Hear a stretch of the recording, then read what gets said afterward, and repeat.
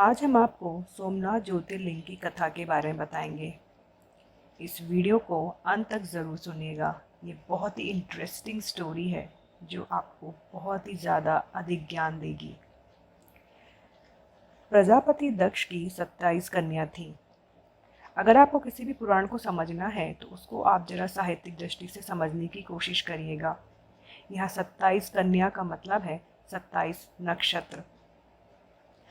उन सभी 27 कन्याओं का विवाह चंद्रमा से किया गया, लेकिन चंद्रमा सबसे अधिक प्रेम रोहिणी से करते थे। तो जिसका भी जन्म चंद्रमा रोहिणी नक्षत्र में होता है तो आप कह सकते हैं उसका भाग्य बहुत प्रबल होता है, उसका चंद्रमा बहुत स्ट्रांग होता है। जब चंद्रमा रोहिणी से अधिक प्रेम करते थे तो जो बाकी की 26 कन्याएं थीं उनको बहुत कुढ़न होने लगी, उनको बहुत गुस्सा आने लगा। उन सब ने अपने आप को एकत्रित किया और उन्हें सोचा कि हमें चंद्रमा की शिकायत अपने पिता से करनी चाहिए। वे अपने पिता दक्ष के पास गईं और उन्हें सारा किस्सा उन्हें बताया। दक्ष को भी बहुत गुस्सा आया, उन्हें बहुत बुरा लगा। उन्होंने चंद्रमा को बुलाया, उनसे बात करी, उन्हें समझाया, लेकिन चंद्रमा पर उसका कोई खास परिणाम नहीं निकला। वो फिर भी अधिक प्रेम रोहिणी से ही करते थे। फिर दक्ष ने चंद्रमा को श्राप दिया, जाओ, तुम्हें क्षय रोग हो जाएगा, तुम धीरे धीरे क्षीण होते चले जाओगे। दक्ष के श्राप से चंद्रमा रोगी हो गया। उनकी रोशनी, तेज, प्रताप धीरे धीरे कम होने लगा।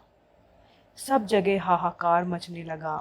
लोग विचलित हो गए, लोग आश्चर्यचकित हो गए कि ऐसा क्या हो रहा है। चंद्रमा भी बहुत परेशान हो गया। वो सभी देवी देवताओं के पास गया और उसने कहा कि मैं बुरी तरह से बीमार हूँ, मुझे ठीक होना है, आप उसका मुझे रास्ता बताएं। तभी ब्रह्मा जी ने चंद्रमा को कहा कि वो प्रभास क्षेत्र में जाए और वहाँ भगवान शिव की कठिन तपस्या करें और उनसे अपनी प्रार्थना करें। ऐसा सुनते ही चंद्रमा प्रभास क्षेत्र की ओर चले गए। वहाँ उन्होंने 6 महीने घोर कठोर तपस्या करी। वह खड़े होकर के 10 करोड़ मंत्रों का जप किया शिव जी के लिए। तभी भगवान शिव उनसे अति प्रसन्न हुए और वहाँ वो प्रकट होकर के उन्होंने चंद्रमा को अपने दर्शन दिए। उन्होंने चंद्रमा से पूछा कि तुम्हें क्या चाहिए। तभी चंद्रमा ने हाथ जोड़कर कहा कि प्रभु, मुझे रोग मुक्त कर दीजिए, मुझे मेरे श्राप से मुक्ति दे दीजिए। शिव जी ने कहा, मैं तुम्हें पूर्ण तरह से तो इस श्राप से नहीं मुक्त कर सकता, मैं इस श्राप को बिल्कुल भी समाप्त नहीं कर पाऊंगा। हाँ, पर मैं ऐसा ज़रूर कर सकता हूँ कि एक पक्ष में तुम्हारा तेज कम होगा और दूसरे पक्ष में बढ़ेगा। तो आपको पता ही है, 2 पक्ष होते हैं, कृष्ण पक्ष और शुक्ल पक्ष। शुक्ल पक्ष में चंद्रमा बढ़ता है और कृष्ण पक्ष में चंद्रमा घटता है।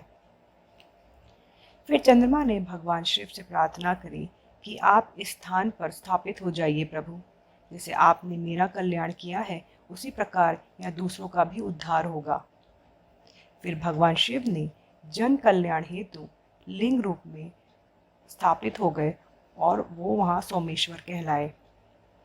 सोमेश्वर में देवताओं ने एक कुंड की स्थापना की, जहाँ माना जाता है ब्रह्मा जी और शिव जी खुद ही उपस्थित और विराजमान है।